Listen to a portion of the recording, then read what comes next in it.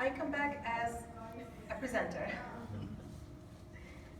And thank you, Dija, for a beautiful presentation. I really enjoyed it, and I will put it on my list to come and visit Bosnia. You certainly inspired me. Thank you. May we have your name? Dija? My name? Yes. I will introduce myself. My name is Hidab Tarifi. I'm a board member of the Muslim Public Affairs Council. I'm a board member of the Muslim Public Affairs Council. MPAC is actually a community-based policy advocacy organization that started in 1989 for the goal of working for integrating Muslims into American pluralism. Today I'm here to present our declaration, MPAC's declaration against extremism. I have the honor of having Dr. Wa'il Azma, who is a cardiologist and a board member of the Muslim Public Affairs Council, co-presenting with me.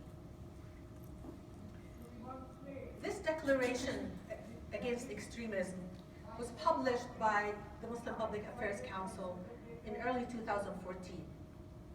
I'm going to share some excerpts from it with you, just to set the stage of what we're going to be talking about. Today, we live in a world where the discourse around Islam is dominated by extremism from both within and outside the religion. Extremism has negatively impacted how the world views Islam and is providing fuel for anti-Muslim forces focused on marginalizing Muslims. Extremism today is the main source of harm to Islam and Muslims worldwide. Islamic extremism and its violent manifestation have shed the blood of countless people, the majority of whom are other Muslims. Anti-Muslim bigots have exploited scores of isolated incidents of theological and violent extremism to further their fear-inducing propaganda about the purported global threat of Islam. The barrier extremism builds up between the hearts and minds of Muslim citizens and their neighbors creates a false dichotomy between faith and normal social life, pushing many youth to choose one at the expense of the other. It is important in our message here to state that extremism has no religion. And throughout this presentation, we will make sure to make this point clear. I'm going to suggest to you a simple model so that we can perceive how extremist thinking happens, and therefore how extremism has no religion. In the middle is the intellect, which is really, hopefully, the master of us as every individual, as human being. And this intellect has to deal with two things. Reason, right, is what characterizes human beings. On one side, the ethical values that all of human beings have, even before religion. They know that even little children, that lying is bad, stealing is bad, etc.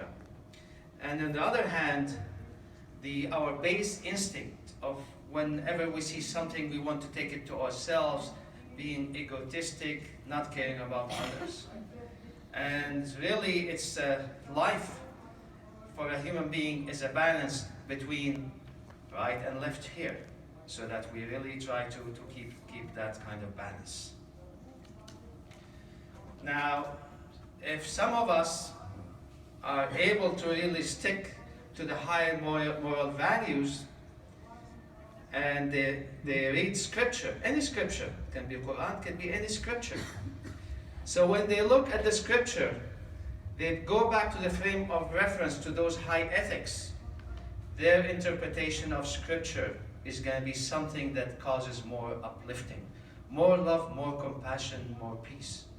But if on the other hand, If when they read the scripture, they're looking at the basis of instincts, that's where you will have what I call the criminal interpretation of scripture, the murderer interpretation of scripture, the terrorist interpretation of scripture. The same scripture. It's just when you have an extremist thinking, that's what you have. And this kind of problem is very old, and Plato, about 400 BC, talked about it. And in Plato's dialogue called the Euthyphro, the question was, in Plato's language, do the gods approve an action because it is holy? So you have an action that is good, and the gods will approve of because it is good. Or is the action holy only because the gods said that it is so? In other words, in any action, can we as a human being with our intellect say no and perceive that this is something good?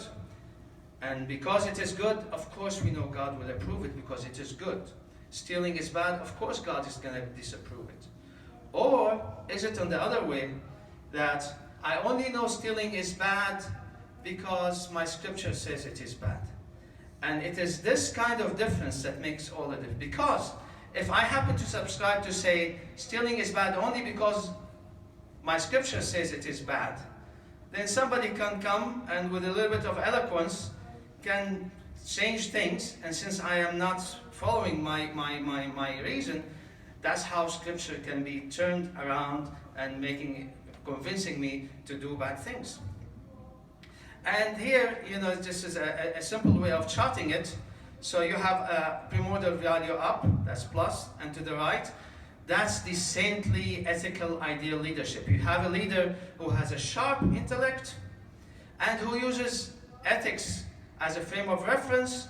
With the sharp intellects, that's how you have the most inspired and inspiring leaders of humanity.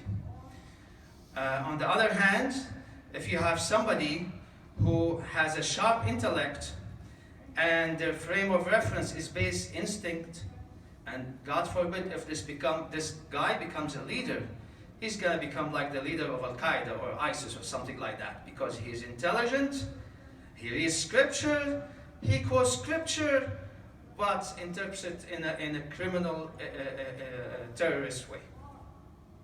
In fact, in the Quran there are 110 times the Quran mentions the intellect and the responsible decision making.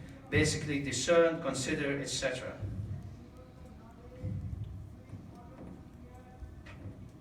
Thank you, Wael. As I mentioned before, extremism has no religion. I'm going to give you some examples of some extremist incidents that happened and took the lives of innocent people. Dr. Baruch Goldstein, who in February 1994, as an American Jewish extremist physician, killed 29 people and wounded 129 Palestinian Muslims while performing dawn prayer in what is known as the Ibrahim Mosque massacre in Hebron. Eric Rudolph, who in 1998, as an anti-abortion Christian extremist, killed a physician and clinic staff. Bruce Hoffman from Columbia University stated, anti-abortion extremism is recognized as a form of Christian terrorism. Craig Stephen Hicks, an extremist, self-declared anti-theist, killed 3 Muslim students, execution style, in Chapel Hill just last February of this month. On his Facebook account, he stated he wants religion to go away.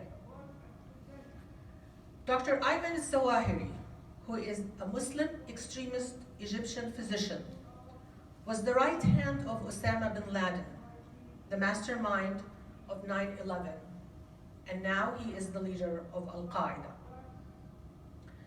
I want to share with you efforts that are made to counter extremism. And the best example of this effort is the interfaith community.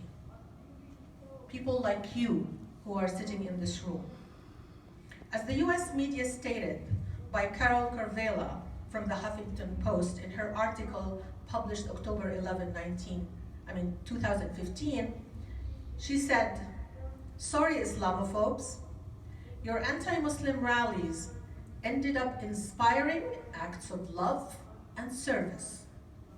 After hearing about armed protests scheduled to take place around mosques, the interfaith community rallied around Muslims." The US government has a role too, as it shows at the White House Summit on Countering Violent Extremism, which was held this February 2015. There's a lot of work on countering extremism done by American Muslim organizations. In this presentation, we plan to focus on the Muslim Public Affairs Council. And I'd like to share with you some of the history, and indulge me to go through some of the history because I want to share how MPAC, as a young organization that started in 1989, already projected terrorism as it is now, as a global disease, and warned and acted to try to prevent it. In September 1990, USA Today published MPAC's op-ed titled, "Middle East Dictators Don't Speak for Islam." In December 1993, MPAC condemned the fatwa against writer Salman Rushdie. In March 1995, MPAC released Counterterrorism Chronicle, a regular briefing providing an American Muslim perspective on national security issues. In October 2000, MPAC denounced Taliban and condemned the destruction of the Buddhist holy sites. In September 11, 2001, MPAC condemned the horrific terror attacks on the World Trade Center and the Pentagon. In February 2002, MPAC condemned the murder of journalist Daniel Pearl in Pakistan. In March 2004, MPAC condemned the Madrid terror attack and anti-Shia attack in Iraq, which happened both simultaneously. In May 2004, MPAC launched the National Grassroots Campaign to Fight Terrorism, which was an initiative endorsed by Islamic Society of North America, ISNA, and over 600 mosques around the country. In December 2004, MPAC released the Counterproductive Counterterrorism, How Anti-Islamic Rhetoric is Impeding America's Homeland Security, an examination of the negative impact of Islamophobes in fighting terrorism, which was presented during its 4th annual convention on countering religious and political extremism. In July 2005, MPAC condemned the London terror attack and supported the US fatwa against terrorism. In April 2006, MPAC rejected Osama bin Laden's video message calling for a global war. In October 2011, MPAC's 2010 Building Bridges to Strengthen America, which was a policy paper, was cited in the Department of Homeland Security guidance document on conducting countering violent extremism as the best practice resource. In April 2013, MPAC launched Safe Space Initiative, which is a campaign that seeks to help communities spiritual safe space for open dialogue and debate while providing physical safe space by helping mosques and community leaders deal with any misguided individuals.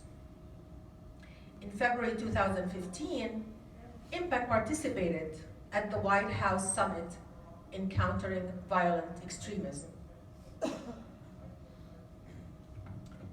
In early 2014, MPAC released its declaration against extremism, which is the subject of our presentation today.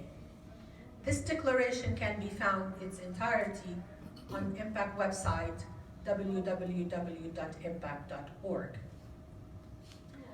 I want to take a second to pay tribute to Dr. Maher Hathout, who was the founder of MPAC and was the senior advisor of MPAC. He passed away early this year. He actually taught us that preserving dignity and enriching lives is at the heart of serving humanity. I was blessed to have known him, to have worked with him, to have learned from him. He inspired me in every possible way. This declaration that we are talking about and presenting here today is one of his ideas, one of his babies, and it gives me great honor to present it in his memory. And thank you for allowing me this opportunity to honor the one and only Dr. Maher Hathout. Okay, so extremism is a virus that afflicts the human mind. And all of us have to really be aware, just like the cold virus, it gets us all. The same thing, the virus of extremism. And each community will need to work. We will all need to work together in every community to really counter extremism. So it's time for a clarion call for action against Muslim extremism, which is that declaration. Let's stand together and declare a unified and unequivocal condemnation of extremism. Let's reject any religious interpretation or ruling that contradicts the core Quranic principles of justice, mercy, wisdom, and compassion. Let's uphold women's God-given equal status and opportunities in society. Let's reject the subjugation of women under any circumstances. Let's refuse to accept the notion that women are inferior to men in reason, wisdom, and ability to lead. Let's acknowledge and embrace the positive contributions of all cultures and civilizations. Let's foster an environment where young Muslims feel proud and connected to their faith and not alienated from Islam or the Muslim community. Let's reject the false dichotomy between Islam and normal daily life. God says in the Quran, "O people, behold, we have created you out of a male and a female, and have made you into nations and tribes, so that you might know one another, get to know one another. Verily, the noblest amongst you, in the sight of God, are the one who is most deeply conscious of him. Behold, God is all-knowing, all-aware. O you who have attained to faith, be ever steadfast in upholding equity, bearing witness to the truth for the sake of God, even though it be against your own selves, your parents, and kinsfolk. Whether the person concerned be rich or poor, God's claim takes precedence over the claims of either of them. Do not then follow your own desires, lest you swerve from justice. For if you distort the truth, behold, God is indeed aware of all that you do." So, what can we do? What can all of us do? First, let's remember that extremism is a disease that afflicts human hearts regardless of ethnicity, religious tradition, or even non-religion. Let's get busy nurturing a spiritual path of inner peace through our diverse traditions, embracing all humanity regardless of creed. And finally, let's light a candle of hope and truth, for even one candle can dispel darkness regardless of its size. Such is the nature of light. Thank you.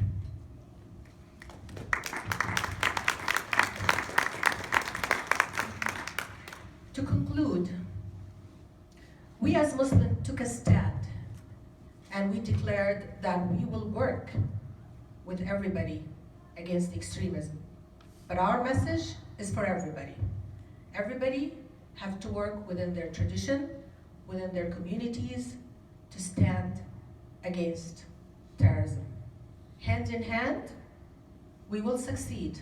Hand in hand, we will build a future that is better for us, for our children, and for the generations to come. And I thank you for being here today. We were given 30 minutes, and Dr. Azma and I decided that we're going to only finish it in 20 minutes to allow for questions and answers. And as we open the floor for questions, I just wanted to share with you again who MPAC is. And I hope that you visit our website, www.impac.org, to get to know more about the organization. So if you have any question, the floor is yours. Raise your hand. Okay, we're going to start with the lady in the middle. Yes? Me? Yes, and then we'll come to you. Thank you.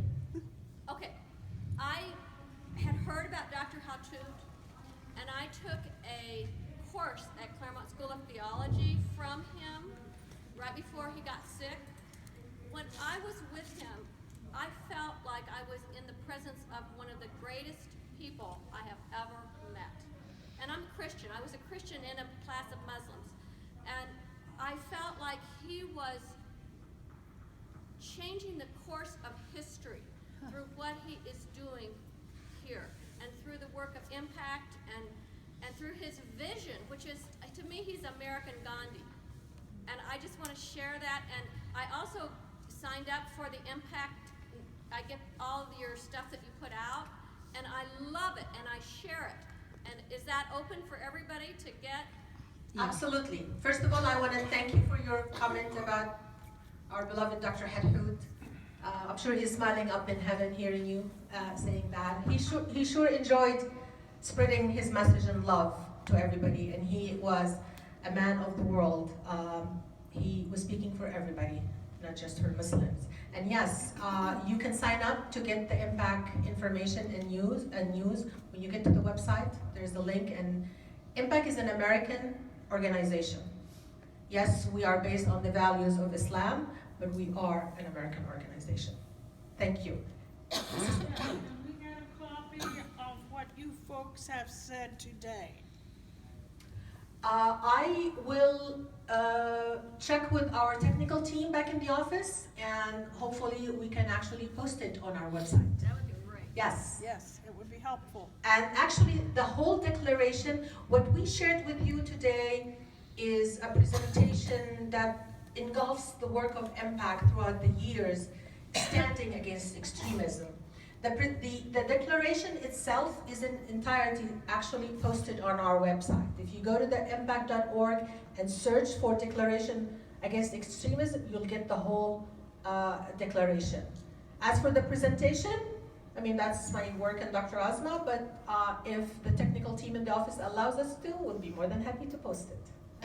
Do you also list on your website any other organizations of Muslims who are trying to bridge the gulf? We work with a lot of organizations, Muslims and non-Muslims. And any work that we do with others, we certainly is on our website. We take pride in working with interfaith community, with alliances that are like-minded. They work on the same issues that is of important to us and to their community. And I encourage you to visit our website. And if you have any question, there will be a number that you can contact, and we'll be more than happy to address any of your questions and concerns. And I really thank you for your question. One gentleman in the back, and then we'll come to the side. Thank you. Thank you very much for your presentations. My question is twofold. One is with regard to this great work of the Declaration. And we have a Declaration of Independence here in America. And what's important is the text, but as important are the signatories under the text. George Washington signed the text with big letters so George in England could see who signed the text. So my question is, do you have the opportunity, or is there a possibility for different organizations to sign this, because MPAC is one of many organizations? And the constituency of Muslims in America may not be part of MPAC or belong to other organizations or masjids or other communities. That's the first part of my question. The second part, the opportunity to share in this work. The second part is, and I'm just exploring this in terms of potential contradictions that you have to sort of look into and think about deeply. because we do live in America. You do mention constitutionally protected freedoms of all Americans. I'm the first to support the idea of wasata in our religion of Islam, which is moderation, the center area. That being said, America is America, and it is great because it allows for, however distasteful, the extreme ideas of others. The problem is when that moves from the realm of ideas to the realm of violent action. So I think this has to be considered because at one time in human history, the ideas of Galileo were considered to be extreme when he dared to propose the things that he proposed with regard to gravity, etc. So I think that you have to take care of that idea, especially given, for example, organizations that we take pride in, like the ACLU, equally support the right and freedom of speech and protection of Muslims, but as well for even those who belong to the fascist ideas and right-wing ideas as well. So I think we need to take that into consideration. That's also part of why America is great, even though we continue to lobby, we continue to discuss in open forums the ideas that hopefully will put the extremist ideas at the fringes where they belong. I want to thank you for both points. The first point, definitely, I really appreciate the signatures. So far, the declaration as presented on the website is already signed, and I like the idea that we want to open it so that everybody who visits the website and everybody who reads the declaration and agree with the stand that would sign it. So we will definitely take that into consideration, and I would ask Dr. Asma to address the second part. Yeah, we see no contradiction whatsoever between being an American and Muslim, between the United States Constitution and reading the Quran. And I agree with what you said. Actually, we need to distinguish two things: what is legal and what is ethical. So yes, people have the full right, and we support that, to have hate speech, but hate speech is bad. So they have the full right to have hate speech, and all of us will exercise our right of having a speech that brings people together. We do not have to prevent hate speech. We will dispel darkness by lighting a candle of faith, and that will be able to do the job. Thank you, Dr. Asma. Yes, now we move to this side. We're going to start from the back and come forward. Yes, the young lady. I'm first. Yes, you're the young lady. I'm definitely an ignorant person in this group, I'm sure. My question is, I respect so much what you're saying, and I see that it represents a kind of conglomeration of your Muslim ideas and American values. I'm wondering to what extent the ideas of MPAC represent more moderate Muslim internationally in general. I'd like to believe that we represent the norm. We represent the true Islam. And as Dr. Asma described in the presentation, the right way of thinking will lead you to interpret religion in the right way. And I represent the majority, not the minority. Sadly, the minority who are extremists are the ones who are getting the publicity, and they're getting, the attention of the media. And we are trying to do the best we can to change that ratio, because at the end of the day, we need the true face of the tradition, the true face of Islam, Christianity, Judaism to be presented, and not allow the extremists to have center stage. It is our work and us who, hand in hand, push them off the center stage and put the truth on the center stage. And I thank you for your question. Gentlemen, yes, please. Thank you. Given the declaration, has MPAC been either threatened or had retaliation by extremist groups? Funny you asked that question. In the history of MPAC, we only had one threat that was against us physically, which we really didn't know about until the FBI approached MPAC. At one point in time, I don't know if everybody are aware of the news at that time, there was an extremist organization that was targeting to blow up the office of Darrell Issa, Congressman Darrell Issa, and another mosque in Southern California, and we were the third target. We were clueless, we had no idea.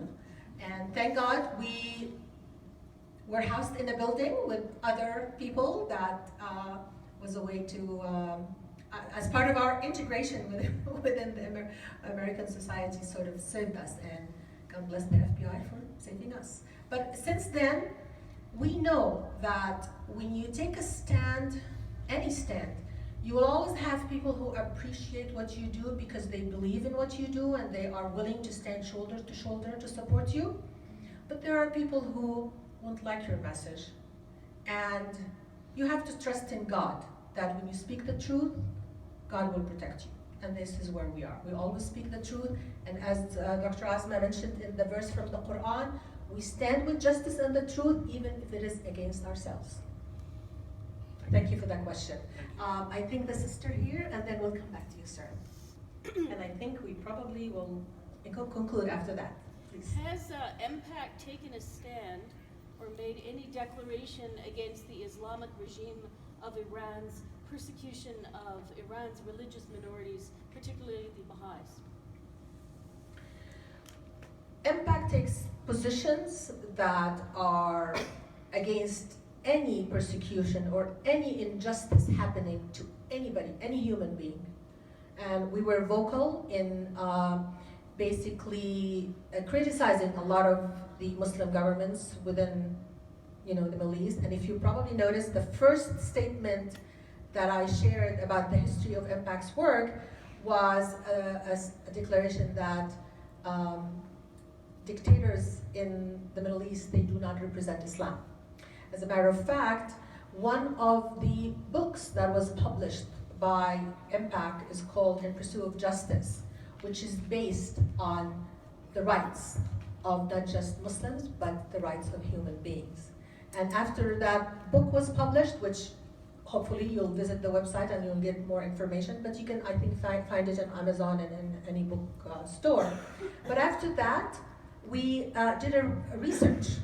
And I think MPAC is the only Muslim organization, and I dare to say that, that do a lot of research and we issue position papers. And one of the researches we did was literally grading Muslim countries when it comes to human rights and where they stand. And I appreciate your question, and I hope that you will look for that information that MPAC did. And actually, of course, for us, the way we read the Quran, where God says there's no compulsion in religion. So we believe this is illegal, wherever it happens by whoever, based on the verse that we also read, the other one, that we should uphold justice. Now, MPAC is an American Muslim organization. Our primary focus is this country. Yes, sometimes we talk about foreign policy issues when they are really, they affect Americans, where they affect us. So our covering every single foreign issue is not complete because of that. But we will never hesitate, because those are the principles, and those are the principles that we uphold to apply to all of humanity. So we will never accept the persecution of any single human being because of their creeds. Thank you, Dr. Asma. The last question from you. I was wondering about that line that you have in there, assisting victims of hate crimes and incidents. I'm so curious as to who you assist. Please, How you- louder. Sorry, I'm sorry. I was asking the question of who they assist in terms of hate crimes. How do you select that? Because there must be a variety of possibilities. And then what do you actually do to actually assist people? And then what comes of that? It's just sort of the pragmatic aspects of what you guys do and how it turns out. Absolutely. We work and appreciate the chance to work with all law enforcement. And we realized that sometimes communities are afraid of this direct communication with the law enforcement. And after 9/11, there was a lot of misconceptions, and a lot of Muslims were afraid. But they were afraid not just for being the subject of backlashes because the perpetrators of 9/11 were Muslims, but at the same time, they were afraid to seek support from law enforcement because there was a level of mistrust. We feel that we had a position that we were able to mediate because we believe that the law enforcement are there to protect the country and protect the citizens, and we are citizens. So we facilitated and we helped the citizens understand that there's no need to be afraid, and there is no need to, if they were faced with hate crime or even hate speech, that they would just shy away and hide. Because everybody has the right to feel safe and secure within our country. And we were able to, we even at one point in time, we created a hotline that anybody who was afraid for themselves just because they're Muslims, that they would call the hotline. And the law enforcement were very, very supportive and very, very willing to help the community. And we appreciate that we were able to facilitate that in number one, helping the Muslim community feel safe and secure and have access to the law enforcement. And at the same time, the law enforcement appreciated that they had a way to communicate with the community directly and erased any misconception or any, God forbid, mistrust. And we hope to continue creating that position, not just with American Muslims, but all Americans. And with that, I really want to thank you. You've been a great audience, and thank you so, so much. God bless you all. And, oh, you're here, and I was wondering, where is their third speaker? Okay.